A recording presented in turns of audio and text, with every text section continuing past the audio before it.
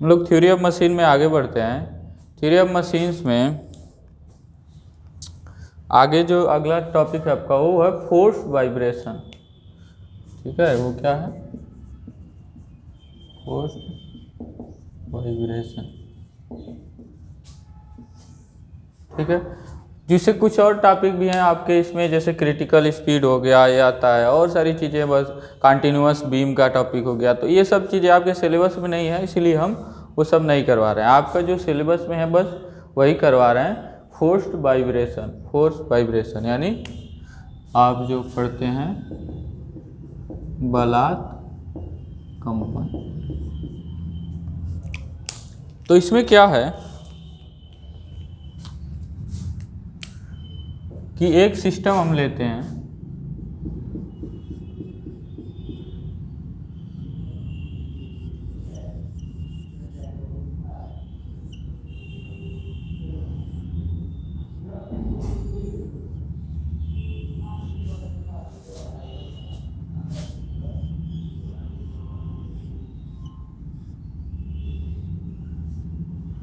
तो ये स्प्रिंग है, आपको पता ही है, और ये डैम्पर है।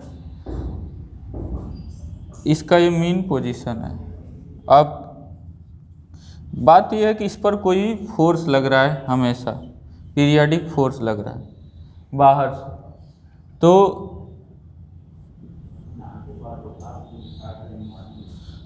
मान लीजिए डिस्प्लेसमेंट ये कितना हो जा रहा है,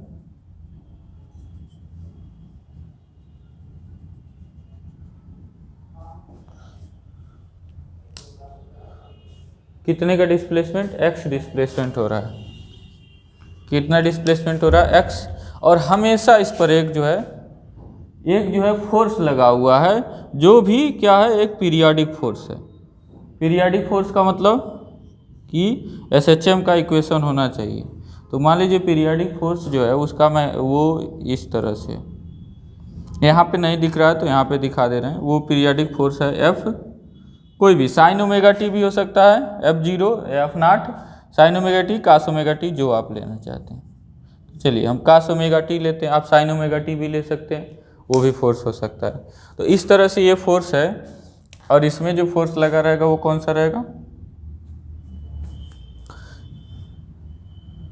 तो इस अगर यहाँ पे फ्री बॉडी डायग्राम बनाए, क्योंकि यहाँ जगह कम है तो नहीं लिख रहे हैं, तो आपको पता है ऊपर की ओर देखिए ये हमेशा फोर्स यहाँ भी लग रहा है, यहाँ पे सब ये लग ही रहा है। और उसके बाद एक डिस्प्लेसमेंट के कारण इसमें एक्सेलरेशन आएगा, यानी त्वरण आएगा, तो उसके अपोजिट डायरेक्शन में इनर्शिया फोर्स है। तो देखा जाए तो यहाँ पे अगर हम डायरेक्टली, आपको नोट्स में मिल जाएगा, डायरेक्टली हम क्या लिखते हैं इसका जो है इक्विलिब्रियम में, मतलब वो फोर्स बैलेंस लिखते हैं, यानी डीएलम्बार्ट प्रिंसिपल से। तो कुछ ये हमारा फोर्स मिलेगा, कुछ ये मिलेगा इक्वेशन, क्या मिलेगा? mx डबल डॉट, अभी तक आप लोगों ने बहुत पढ़ लिया। ठीक है, ये इनर्शिया फोर्स है, ऊपर की ओर होगा क्योंकि हमारा एक्सेलरेशन नीचे की ओर आ रहा है। फिर इसके कारण डैम्पिंग के कारण फोर्स आएगा cx डॉट। ठीक है, और उसके बाद स्प्रिंग फोर्स Sx। और ये देखिए नीचे की ओर है, F0 कास ओमेगा टी, नीचे की ओर, तो minus F0 cos omega equal to 0। D'Alembert principle से यह इक्वेशन बनेगा। फिर इस इक्वेशन को अगर हम सॉल्व करें, सॉल्व क्या करना है, उसको उधर भेज देते हैं।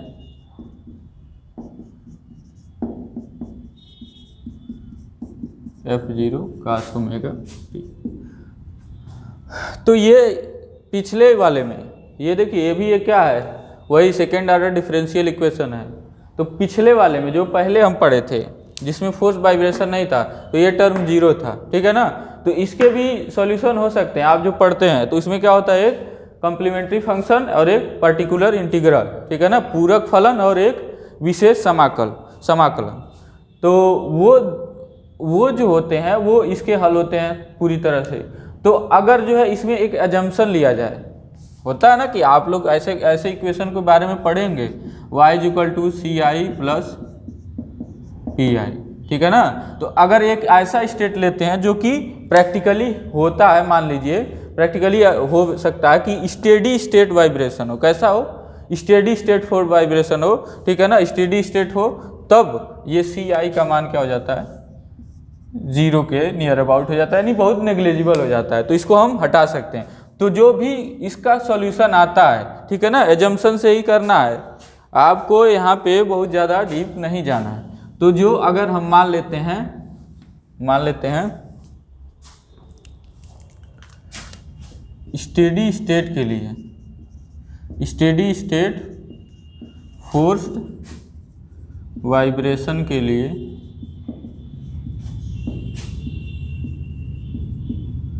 जो इसका सॉल्यूशन होगा वो कुछ इस तरह से होगा। इसका जो सॉल्यूशन होगा यानी x का मान होगा, सॉल्यूशन का मतलब क्या, x का मान f0 cos omega t minus five, ठीक है, cos omega t minus five upon under root c square omega square under root c square omega square plus s minus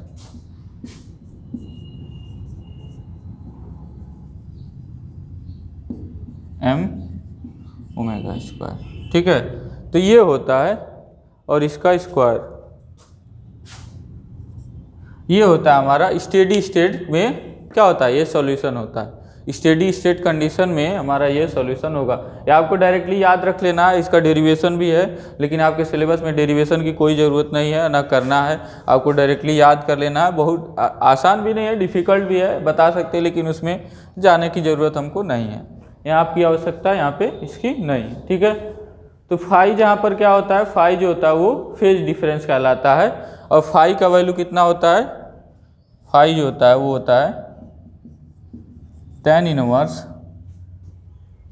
C omega by s minus m omega square, यही value होता है, यही वाला, बशर्ते ये square हटा देते हैं। तो ये होता है हमारा फेज डिफरेंस, ठीक है।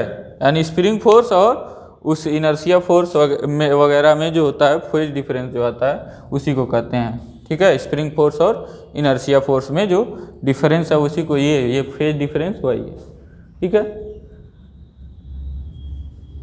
तो अब देखिए इस इक्वेशन से हमको क्या पता चल रहा है, अगर इस इक्वेशन को ध्यान से देखें तो ये क्या बन रहा है कि एक देखिए सभी क्या है, कांस्टेंट है, बदलने वाले हैं नहीं, ठीक है ना। तो टाइम के रिस्पेक्ट में ये बदल रहा है, तो इस तरह से काश में है ना, तो ये क्या बन रहा है, एक SHM बन रहा है। कैसा है, SHM, यानी फोर्स वाइब्रेशन स्टेडी स्टेट में वही कह रहे हैं कि स्टेडी स्टेट में क्या होता है, SHM होता है। मतलब जो वाइब्रेशन होगा वो कैसा होगा, सिंपल हार्मोनिक मोशन होगा। हालांकि थोड़े कट इसमें डिफिकल्ट टर्म आ रहे हैं, लेकिन ये तो सब कांस्टेंट हो गए ना, सबको क्या कर लेना है, कांस्टेंट कर लेना है, ठीक है। ओमेगा बस है एक वेरिएबल। उसके बाद इसके लिए फ्रीक्वेंसी क्या होगा,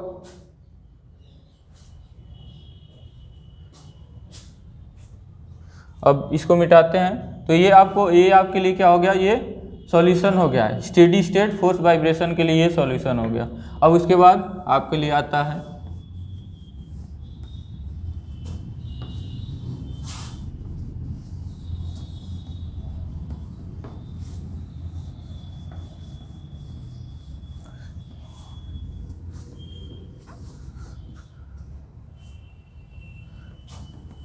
अब इस मोशन के लिए, जो ये वाइब्रेटरी मोशन हो रहा है, जो SHM मोशन हो रहा है, जो x यानी कि जो डिस्प्लेसमेंट हो रहा है ना, वो कैसा है, SHM है। मतलब जो ऐसे ऐसे वाइब्रेट करेगा इस फोर्स के कारण भी स्टेडी स्टेट में, ठीक है ना। वो वाला जब हम निगलेक्ट कर रहे हैं तब कॉम्प्लीमेंट्री फंक्शन, तब कैसा होगा, ये एक SHM की तरह होगा। तो इसकी फ्रीक्वेंसी क्या होगी, ω/2π, ठीक है। तो जो फ्रीक्वेंसी होगा वो होगा ω/2π होगा, ठीक है। जहाँ ओमेगा क्या है, जो फोर्स लग रहा है, ओमेगा क्या होता है, जो फोर्स लग रहा है जो बाहर से, ठीक है ना, उसका फ्रीक्वेंसी है। तो एक्साइटिंग फोर्स, इसको एक्साइटिंग फोर्स कहते हैं। फोर्स की सर्कुलर फ्रीक्वेंसी, यानी कि वो फ्रीक्वेंसी हमने शुरू में ही बताया था, सर्कुलर को हम वैसे ही ले लेंगे, तो ये फ्रीक्वेंसी हो गया। तो F = ω/2π, ठीक है।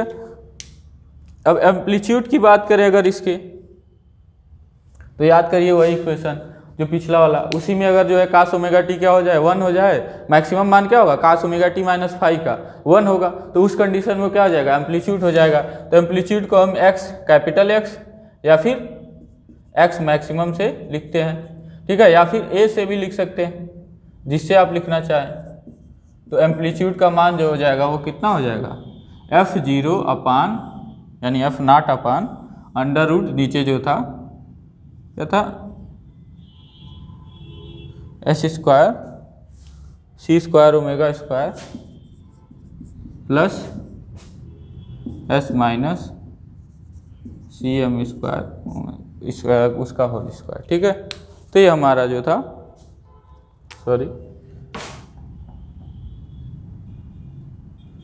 एम ओमेगा स्क्वायर, ठीक है, क्या होता है एम ओमेगा स्क्वायर। तो c square omega square plus s minus M omega square का स्क्वायर, ये क्या हो गया हमारा एम्पलीट्यूड हो गया, यानी कि आयाम हो गया। उसके लिए कौन सा ये जो डिस्प्लेसमेंट हो रहा कौन से स्टेट में, स्टेडी स्टेट में, ठीक है ना। तो मैक्सिमम ये एक्स का मैक्सिमम मान कितना मिलेगा, इतने के बराबर मिलेगा। बस एक एजम्पशन हमने लिया है, स्टेडी स्टेट एजम्पशन लिया, ठीक है। अब उसकी बात करते हैं फ्री वाइब्रेशन या विदाउट जो है डैम्पिंग वाइब्रेशन, यानी कि जब डैम्पिंग नहीं हो रहा है, ठीक है ना, विदाउट डैम्पिंग वाइब्रेशन की बात करें, यानी सी जब जीरो हो जाए। तो सी जब जीरो हो जाएगा तो क्या हो जाएगा यहाँ से, इसकी बात नहीं, आयाम से नहीं होगा, जो भी होगा उस इक्वेशन से होगा, एक्स वाले इक्वेशन से होगा। जब सी जीरो हो जाए, ठीक है,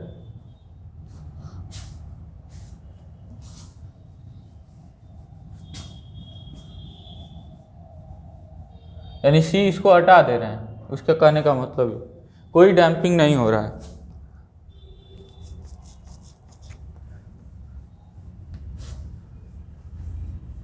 तो जब कोई डैम्पिंग नहीं होता है तो सिस्टम का नेचुरल फ्रीक्वेंसी क्या होता है, जब कोई डैम्पिंग नहीं होगा तो एक ऐसा फ्रीक्वेंसी करेगा नेचुरली, इसमें डैम्पिंग होगा ही नहीं, यानी रुकेगा ही नहीं, ठीक है ना, हमेशा क्या होगा वाइब्रेशन चलता रहेगा, ठीक है। तो डैम्पिंग नहीं होगा तो वाइब्रेशन चलता रहता, तो उस कंडीशन में कैसा फ्रीक्वेंसी, नेचुरल फ्रीक्वेंसी डिफाइन करते हैं, जो कि क्या होता है under root S upon M होता है। कितना होता है under root S upon M. तो यहाँ से एस की वैल्यू कितनी हो जाएगी, एम ओमेगा एन का स्क्वायर, ठीक है ना। तो फ्री वाइब्रेशन का यही नेचुरल फ्रीक्वेंसी होता है। एस के जगह पर हम इतना रख सकते हैं, ठीक है ना, जहाँ पे इसका क्या होगा, अगर नेचुरल फ्रीक्वेंसी इसका हम बात करें तब, समझना, ध्यान से थोड़ी सी बात समझना। ये नेचुरल फ्रीक्वेंसी कहने का मतलब क्या कि डैम्पिंग नहीं हो रहा है, केवल जो एक स्प्रिंग लगा है, बाहर का फोर्स अभी भूल जाइए। तो उस कंडीशन में जो इसका नेचुरल फ्रीक्वेंसी आता है वो इस फार्मूले से आता है, यही ना हमने पढ़ा है, यही पढ़ा हमने। तो इसको जो है अब एस की वैल्यू नेचुरल फ्रीक्वेंसी के टर्म में लिख के जो है आगे सॉल्व करेंगे, अगले जो है आगे जो भी हमारा इक्वेशन उसमें रख देंगे, ठीक है ना। तो उस कंडीशन में, अब इस कंडीशन में एम्पलीट्यूड हमारा कितना हो जाएगा, यानी आयाम कितना हो जाएगा। अगर हम एम्पलीट्यूड की बात करें तो क्या होता था f0, ठीक है ना। इस कंडीशन में, ये कौन सा कंडीशन है, जब डैम्पिंग नहीं होता है, ठीक है ना, विदाउट डैम्पिंग कर लो, विदाउट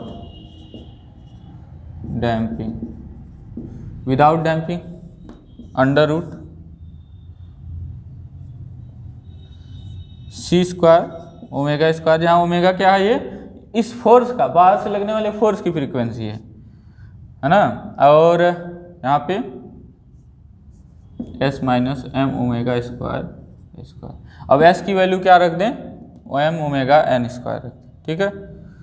और सी की वैल्यू क्या हो गई, जीरो हो गई, है ना, क्योंकि कोई डैम्पिंग नहीं है, तो ये वाला टर्म फाइनली जीरो हो गया, ठीक है।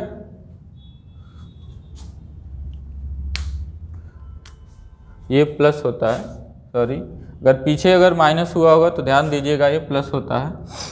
अब देखिए जब सी जीरो है तो ये वाला क्या हो गया, जीरो हो गया। एस के जगह पर हम क्या रख दें, एम ओमेगा एन स्क्वायर। तो एम्पलीट्यूड हमारा कितना हो जाता है, एस की जगह पर रख दें M omega N square minus M omega square का स्क्वायर। ठीक है, तो इस कंडीशन में आप चाहें तो m कॉमन ले सकते हैं, m स्क्वायर हो जाएगा, अंदर omega n square minus omega square हो जाएगा, या फिर ऐसे भी छोड़ दीजिए, कोई दिक्कत नहीं। चाहे तो इसको पहले स्क्वायर रूट हटा सकते हैं, यहाँ लिखते हैं। पहले क्या होगा, स्क्वायर रूट से स्क्वायर मतलब ख़त्म, f0 हो गया अपान m कॉमन ले लीजिए और बचेगा omega n square minus omega square. तो ओमेगा n का नेचुरल फ्रीक्वेंसी सिस्टम का, जब कोई डैम्पिंग नहीं हो रहा है केवल s के कारण। ठीक है, और ये क्या है, ओमेगा क्या है, इस बाहर से अप्लाइड फोर्स की फ्रीक्वेंसी है। ठीक है, तो इस तरह से हम क्या निकाल लेते हैं, एम्पलीट्यूड निकाल लेते हैं। कब, जब विदाउट डैम्पिंग वाइब्रेशन हो रहा हो, यानी ये आउट हो, इससे सिस्टम से आउट हो। अब रेजोनेंस की कंडीशन ले लेते हैं। रेजोनेंस के कंडीशन में क्या होता है, ये बाहर से लगने वाला फोर्स, देखिए शुरू में ही बताए थे रेजोनेंस क्या होता है।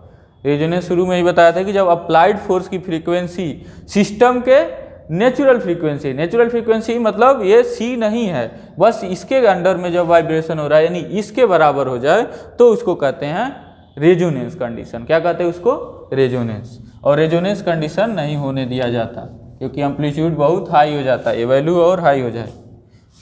ठीक है,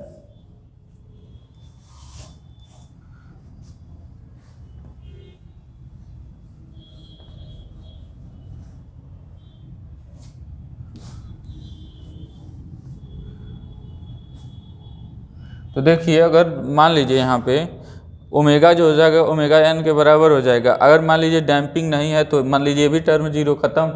डैम्पिंग नहीं है, मान लीजिए डैम्पिंग नहीं है, डैम्पिंग हो भी सकता है नहीं भी, आपके सिस्टम में डैम्पिंग ही नहीं है, और उस समय क्या हो जाएगा, देखिए एम्पलीट्यूड का मान क्या हो जाएगा, क्योंकि ओमेगा n बराबर ओमेगा n, तो ये क्या हो जाएगा, फाइनली जीरो हो जाएगा। अब जीरो से किसी नंबर में यानी बहुत हाई इन्फिनिटी हो जाएगा। ठीक है ना, यानी कि इनफाइनाइट जो हो जाएगा उसका जो हो जाएगा एम्पलीट्यूड हो जाएगा, और जो कि उसको टूटना ही है। ठीक है ना, तो इस कंडीशन में ऐसा नहीं करना है।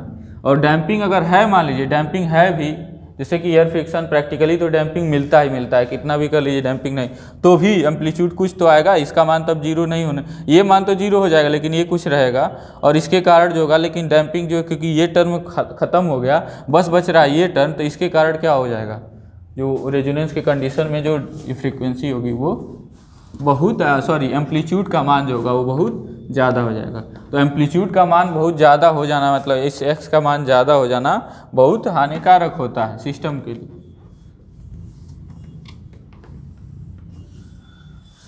एम्पलीट्यूड यानी आयाम। तो रेजोनेंस के कंडीशन में क्या होता है, एक्साइटिंग फोर्स और उसमें जो होता है वैल्यू बराबर होता है, हमने बताया था। ठीक है ना, हमने बताया था। तो अभी एम्पलीट्यूड की अगर बात करें, आपको बताएं f0 cos ओमेगा t तो खत्म हो गया। अब यहाँ देखिए कौन चीज़ हम देख रहे हैं, तीसरा कंडीशन फॉर रेजोनेंस।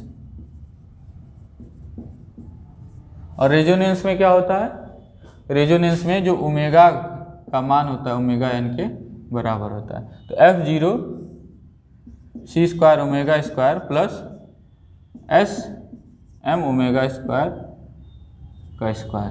तो यहाँ पे s आएगा, क्या होगा, नेचुरल फ्रीक्वेंसी के टर्म में s का मान रखें तो कितना होगा,